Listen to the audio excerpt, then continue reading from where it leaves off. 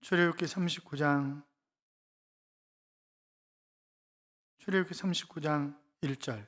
출애굽기 39장 1절. 같이 읽겠습니다. 그들은 여호와께서 모세에게 명령하신 대로 청색, 자색, 홍색 실로 성소에서 섬길 때 입을 정교한 옷을 만들고 또 아론을 위해 거룩한 옷을 만들었더라. 아멘. 제가 오해하실까 봐 다시 한번 말씀을 드리는데, 제가 이제 이 사닥다리 종합건설에서 이 건물을 지은 거잖아요. 그리고 각 분야마다 공개 입찰을 해서 최저 낙찰제로 한 거예요. 그래가지고 건축비를 줄여나가고 이제 이랬던 건데, 그런데 아는 사람이, 그것도 부교역자 아버지가 해달라는 거예요. 그래서 못 해준다고 그랬어요. 못 해준다고. 그러니까 당신도 그러니까 내라, 견적을 당신도 내야지. 응? 안 된다. 그 냈어요.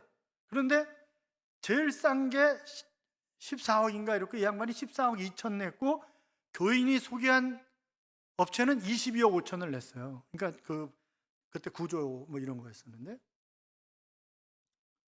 그런데 14억 낸 사람이 전화를 안 받는 거예요. 전화를 계속. 그래서 어쩔 수 없이 이 양반이 14억 2천을 냈기 때문에 그 사람한테 전화를 했어요. 그리고 제가 그 사람을 안 시키려고, 이제 건설회사하고 같이 얘기하는 거니까 안 시키려고 제가, 집사님, 아니 저희 교회 집사님, 아니 부교육자 아버지라 그랬어요. 집사님, 그 상군업체 회장이었어요. 집사님, 14억 2천 견적 내는데 타워 크레인까지 13억 5천 하려면 하고 말려면. 그건 안 시키려고 그런 거지. 안 시키려고. 그건 안 시키려고. 왜? 아는 사람하고 해봤자 골치 아프기 때문에 안 시키려고 그랬는데, 우리 교회 짓는 걸로 생각하고 하겠습니다. 안 해도 돼.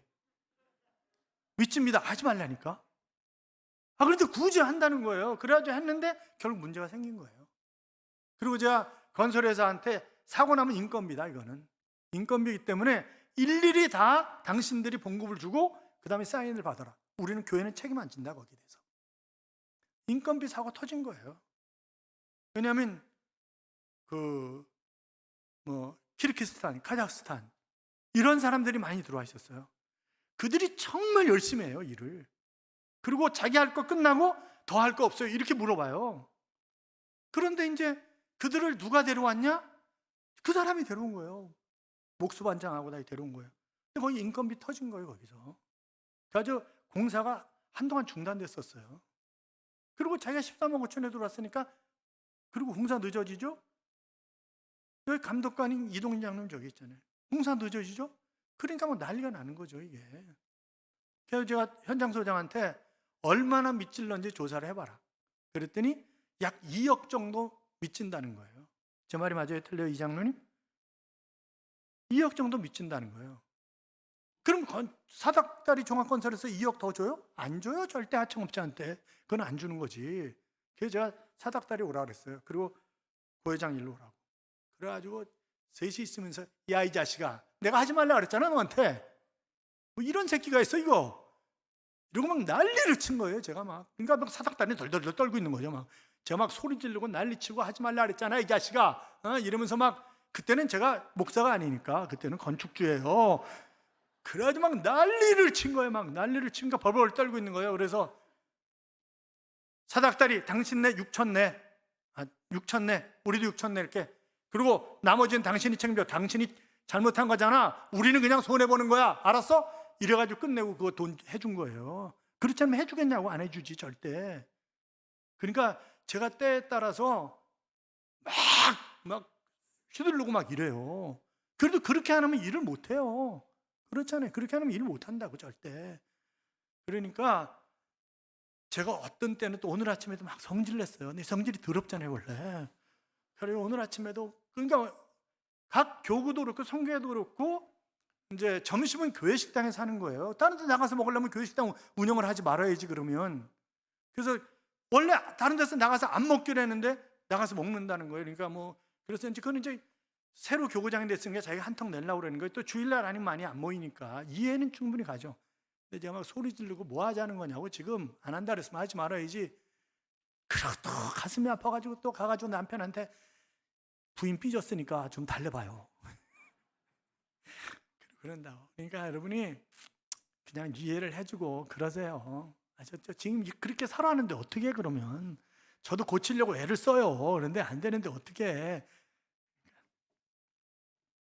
같이 인사하겠습니다. 주의 이름으로 잘 될 것입니다. 더 잘 될 것입니다. 끝없이 잘 될 것입니다. 할렐루야. 예배의 자리에 나오신 여러분, 하나님께서 이 한 주간도 여러분과 동행하심으로 잘 되는 한 주간이 될 줄로 믿습니다. 여러분은 차를 타고 가시다가 누구를 만나면 제일 겁이 납니까? 옆에 앉은 마누라요? 누가 제일 겁나요? 제복 입은 아저씨. 내가 특별히 잘못한 것도 없는데, 그렇잖아요? 그전에는 또 대단했잖아요. 무조건 잡아가지고 돈 달라 그러고 막 이랬잖아요. 옛날에는. 지금은 굉장히 많이 좋아졌죠. 저희 경찰 간부 출신도 있지만 옛날에 그랬잖아요. 우리가 옛날에 다 그랬다고. 그래서 제가 한번 옛날 영동고속도로가 2차선일 때가 있어요. 1차선, 2차선. 그런데 그때 83km였어요. 제한속도가 80km, 제가 83km로 잡혔어요. 그러면 성질이 안 좋은 제가 가만히 있겠어요? 차 옆에다, 경찰차 옆에다 세워놓고 너 지금서부터 지나가는 차 80km 넘는 거 안 잡기 말해봐. 내가 그냥 누나. 내가 그냥 누울 것 같아? 이러고 막 소리 지르고 그러니까 그 양반이 뭐라 하냐면, 아저씨, 낚시꾼이 연못에 있는 고기 다 잡아요? 할 말이 없더라고. 그렇잖아요. 연못에 있는 고기 낚시꾼이 다 잡냐는 거예요. 아니지. 그래서 나 그냥 나중에 웃고 그냥 갔어요. 무서워, 그 사람. 아마 다 여러분들 경험한 거 아니에요? 그렇잖아요? 그거는 왜 그래요? 국가가 입혀준 옷이기 때문에 그렇습니다. 그거는 군인도 마찬가지고 다 마찬가지죠. 여러분, 의사 가운을 의사가 입고 있잖아요. 그런데 그 사람이 지금서부터 저 약 드실 동안은 삼겹살 이런 거 드시지 마세요. 그러면 네, 알았습니다. 이렇게 대답하지. 야, 너나 먹지 말아라. 응? 삼겹살이 얼마나 맛있는데 먹지 말라 그러냐. 그렇게 얘기하는 사람 아무도 없다고. 왜 그래요? 그는 그 권위와 그런 모든 것을 다 국가가 인정해 줬기 때문에 그는 그런 거예요. 그렇잖아요. 그런데 구약시대에는 제사장 옷이 있었어요. 우리가 출애굽기 28장 할 때도 보았었습니다만 제사장 옷이 있는데 이 옷을 반드시 입어야지, 이 옷을 안 입고 그냥 성소 안에 들어온다? 하나님 바로 죽여버리세요. 그냥. 왜? 그건 영광스러운 옷이 아니라는 거예요. 그건 거룩한 옷이 아니라는 거예요. 그렇기 때문에 네가 어떻게 여기 들어왔냐, 이거 그것도 안 입고. 그런데 여러분, 구약시대 제사장은 하나님이 옷을 입혀주셨는데 우리에게도 옷을 입혀주신 거예요. 우리에게도. 베드로전서 2장 9절에 보면 오직 너희는 택하신 족속이요 왕같은 제사장들이요 거룩한 나라요 그의 소유된 백성이니 이는 너희를 어두운 데서 불러내어 그의 기이한 빛에 들어가게 하신 자의 아름다운 덕을 선전하게 하려 하심이라. 그러니까 우리를 뭐예요? 이 시대 왕같은 제사장으로 삼아주셨다는 거예요. 그러니까 우리가 진노의 자식으로 멸망의 구렁텅이에 빠질 수밖에 없었던 우리를 구원의 옷을 입혀주신 거예요. 그렇잖아요? 절망 가운데서 살 수밖에 없는 그런 우리들에게 소망의 옷을 하나님이 입혀주신 거예요. 여러 가지 옷을 우리에게 입혀주셨어요. 사랑하는 여러분, 여러분 다 성도라고 하는, 성도와 교역자, 평신도와 교역자 이렇게 나누잖아요.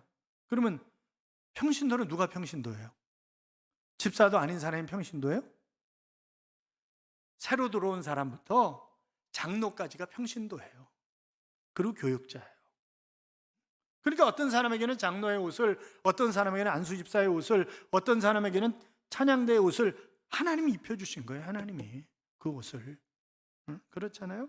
그래서 이 창세기 39장은 바로 제사장이 입는 옷에 관한 그런 이야기를 하고 계시는데 1절에 보면 모세가 여호와의 명을 따라 거룩한 옷을 만들었다, 그런 얘기가 나오고 있고 2절부터 5절까지는 에봇에 대해서, 6절부터 7절은 에봇 견대에 달린 기념 보석에 관해서, 그리고 8절부터 21절까지는 흉패에 관해서, 그리고 22절부터 26절까지는 에봇에 받쳐 입는 긴 옷에, 겉옷에 대한 그런 얘기를, 27절부터 29절은 제사장들이 입는 속옷에 관한 이야기를, 그리고 30절부터 31절은 관 전면에 다는 패에 대해서 기록하고 있는 것을 우리가 볼 수 있습니다. 자, 출애굽기 28장 할 때 봤었는데 다시 한번 제사장 의복을 보여주실래요? 굉장히 화려하죠. 굉장히 화려합니다. 자, 그림을 눈으로 담아두셨죠? 1절 다시 읽어요. 1절 다시 읽어요.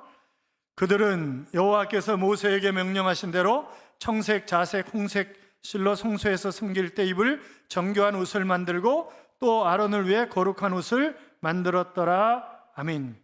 자, 하나님이 허락하시고 하나님이 명하시고 하나님께서 지정해 주신 그런 제복입니다. 각 학교마다 교복이 있는 것처럼 하나님이 그렇게 예복을 입혀주셨다는 거죠.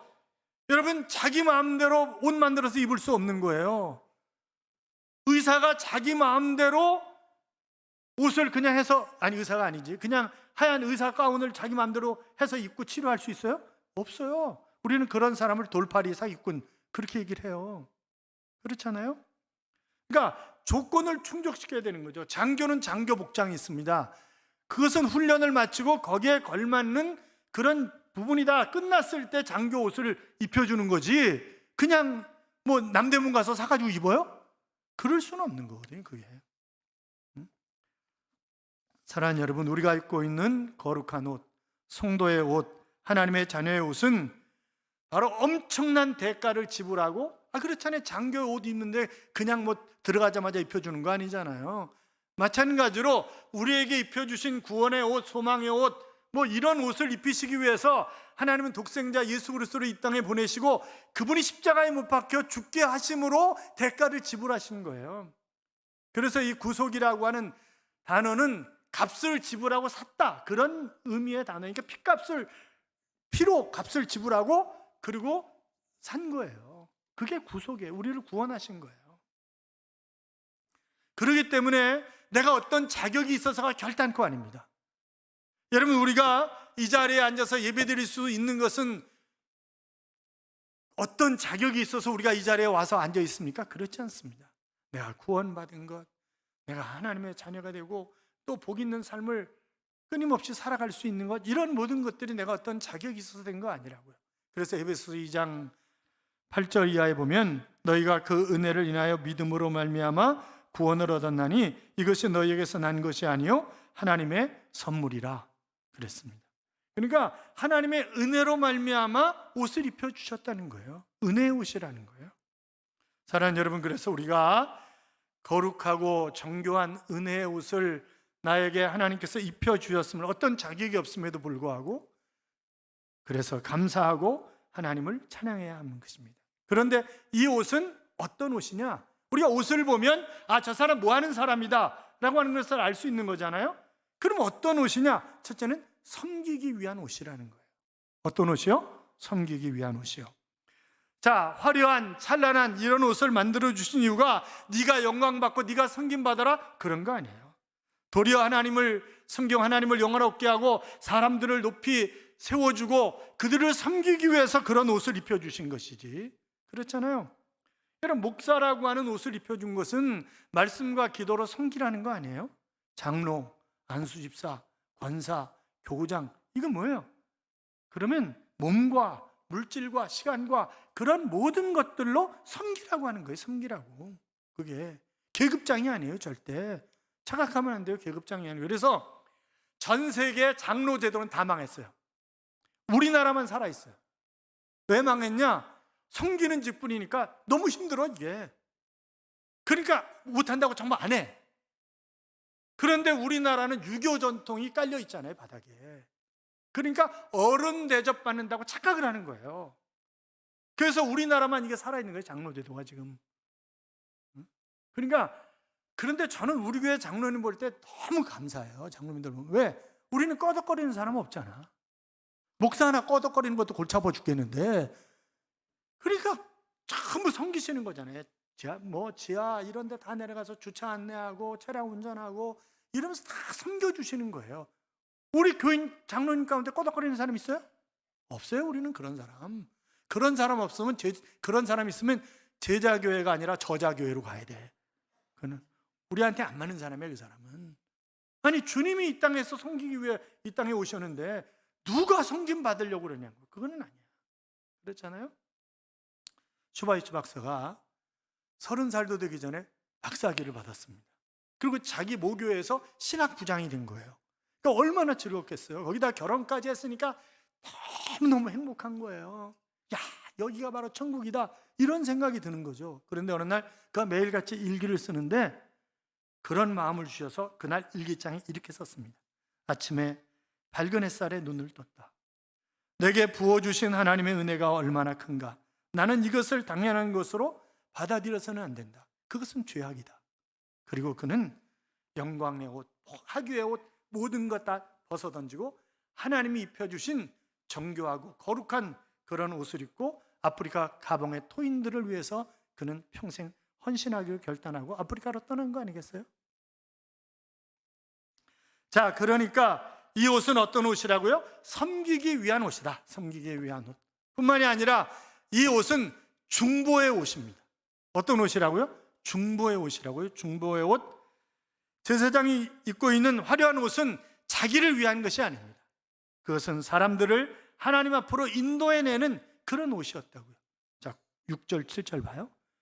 같이 읽어요. 그들은 또 험한 옷을 깎아 금태에 물려 도장을 새긴 같이 이스라엘의 아들들이 이름을 그것에 새겨 에봇 어깨바지에 달아 이스라엘의 아들들을 기념하는 보석을 삼았으니 여호와께서 모세에게 명령하신 대로 하였더라. 아멘. 여러분, 거룩한 영광스러운 이런 옷을 입는데, 그런데 거기 보면 이 어깨에도 마치 계급장처럼 여기 보석이 다 달려있어요. 여기도 그렇고 가슴에 흉패도 그렇고 다 보석들이 달려있는 거예요. 그리고 그 보석에는 이름이 전부 새겨지는 거예요.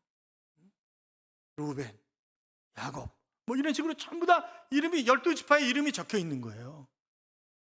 그러니까 이거는 계급장처럼 보이지만 계급장이 아니라 뭐예요? 백성들을 짊어지고 그들을 하나님 품으로 인도하고 그들을 섬기고 그들이 잘 될 수 있도록 축복하고 하는 그런 일을 하기 위한 옷이지, 그게 뭐 폼 잡고 내가 잘난 척하고 그런 옷은 결단코 아니다 라고 하는 것입니다. 앞면과 뒷면을 이어주는 끈이 있어요. 견대라고 하는데, 견대 위에도 호마노라고 하는 그런 보석을 한쪽 어깨에 6개씩 다른 것이고, 흉패도 마찬가지예요. 판결 흉패라고 얘기하는데 겹으로 만들어가지고 그 안에 우림과 둠붐이라고 하는, 그러니까 우리가 편안하게 생각할 때 바둑알 까만 거하고 하얀 거하고 그런 걸 거기다 넣어놓는 거예요. 그래서 하나님의 뜻을 물을 때 하나님 그것을 해야 될까요? 말아야 될까요? 그럴 때 그것으로 응답이 없으면 그것으로 해서 하나님의 응답으로 생각하고, 제비는 사람이 뽑지만 이를 작정하신 분은 하나님이시라고 하나님의 뜻으로 믿고 그렇게 진행을 하는 거예요. 거기 뭐 그래가지고 보석 이름이 10절에 나와 있는데, 첫 줄은 홍보석, 황옥, 녹주옥, 둘째 줄은 송유석, 남보석, 홍만호, 셋째 줄은 호박, 백만호, 자수정, 넷째 줄은 녹보석, 호만호, 백옥. 그러니까 이 보석마다 뭐가 되어 있다? 이름이 쓰여 있다. 그리고 이렇게 만든 흉패는 위쪽 등 끝에 금고리를 달고 밑에도 마찬가지고, 그래서 흉패가 움직이지 않도록 했던 것을 우리가 볼 수 있습니다. 사랑하는 여러분, 우리는 이 복장을 통해서 하나님의 마음을 읽을 수가 있어야 합니다. 우리의 존재가 하나님에게는 마치 어깨에 달려있는 보석과 같은 그런 존재인 것입니다.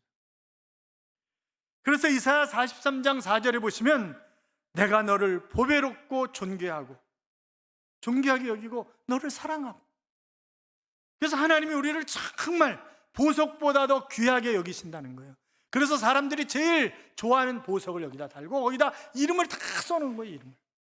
이름을.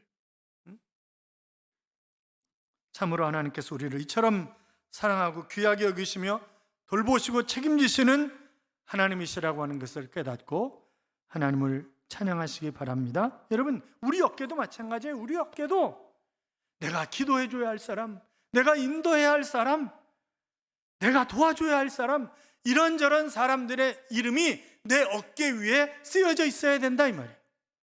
여러분은 몇 사람이나 어깨에다가 여러분이 돕고 섬기고 인도하고 그래야 할 사람을 쓰고 계세요? 한번 생각해 보자고요. 얼마나 많은 사람들을 그렇게 하고 있는가. 자, 과거에는 에봇을 통해서 하나님이 그런 것을 나타내셨다고 한다면 지금 뭐예요? 영광스러운 그런 이름이 교회 안에,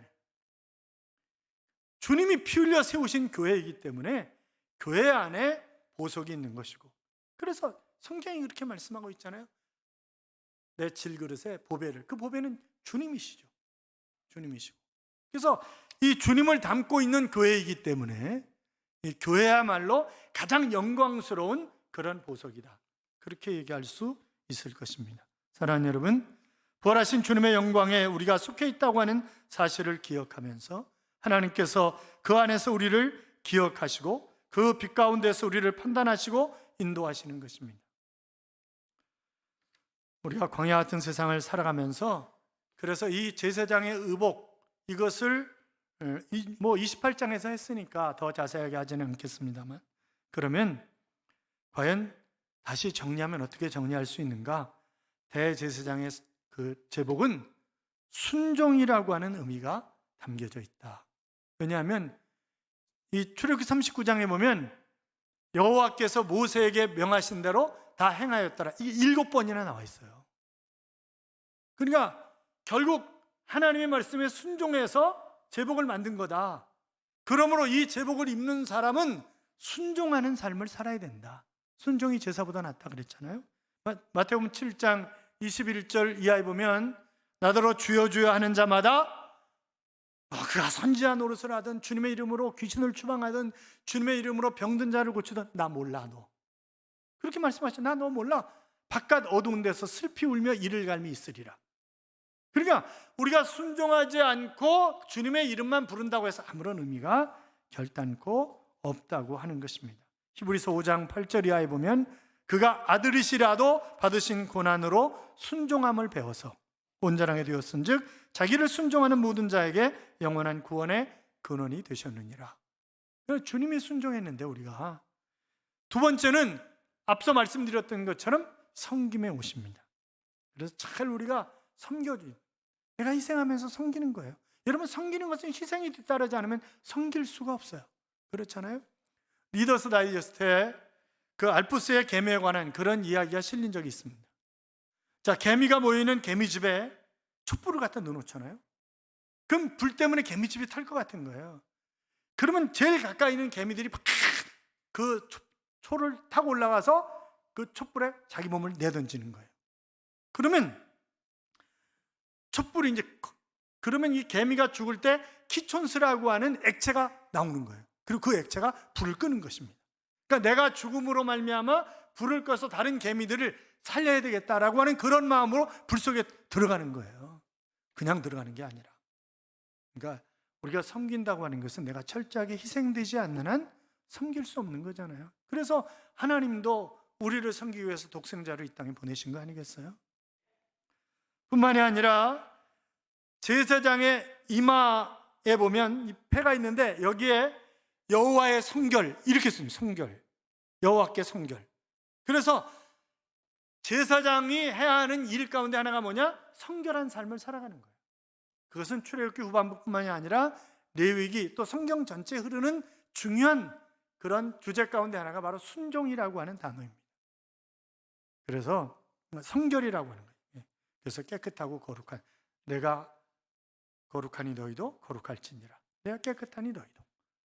그래서 우리가 성결한 삶을.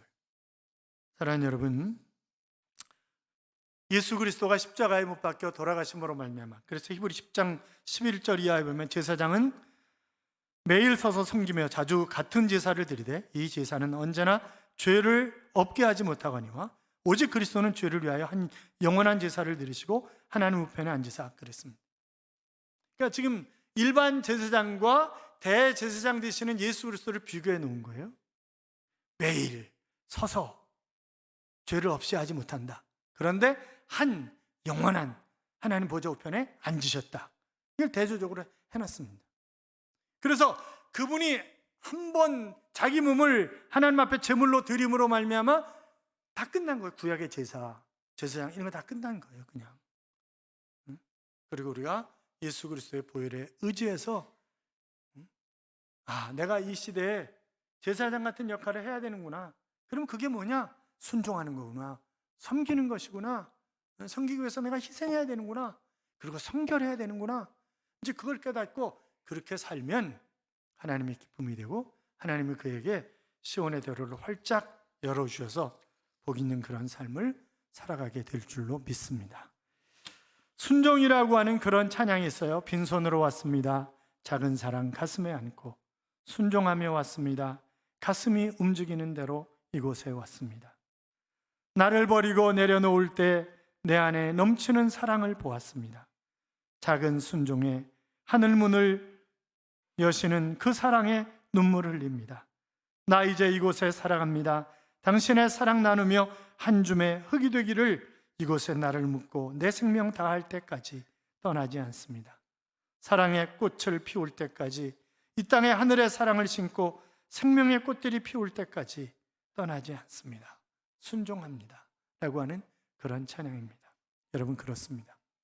제사장 의복을 통해서 우리에게 주신 그런 의미대로 우리 아름답게 순종하여 하나님의 자녀다운 삶을 살아가는 귀한 일꾼들 되시기를 주님의 이름으로 축복합니다.